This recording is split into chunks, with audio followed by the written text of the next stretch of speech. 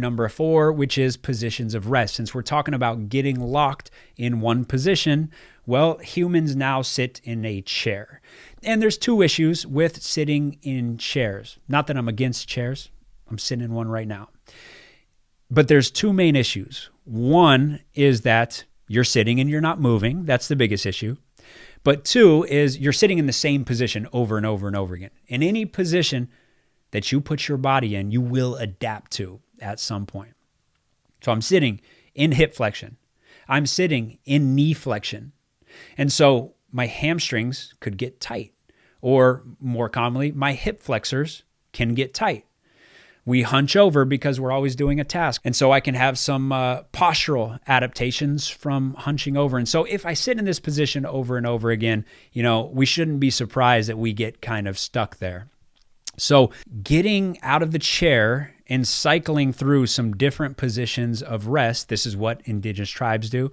This is what our ancestors did, is, sitting on your knees, sitting crisscross applesauce, sitting in a half kneel, just switching up the different positions. And we have a whole guide in the durability code on proper positions of rest. And we have a similar guide in speed code as well. But what this allows us to do is basically get a mobility workout throughout the entire day, because I'm putting myself in all these different positions. And the main thing is that there's variability in how we're sitting.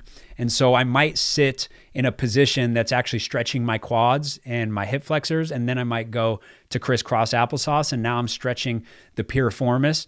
And then I might, sit upright and lean up against a wall and extend my legs, and now I'm stretching my hamstrings.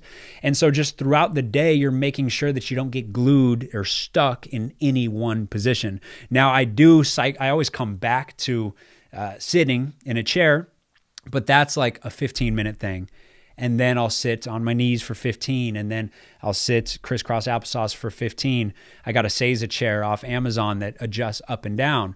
And that's a great way to incorporate some different sitting positions if you can't quite get to the floor, or if floor resting isn't comfortable for you. The only other thing I'm going to say on that is make sure that you bring your phone or your laptop or whatever it is up to eye level. So when you sit to the floor, make sure you don't have your laptop on the floor, because then you're still going to hunch over all day. So I would bring it up to eye level so that you can keep that good posture throughout the day.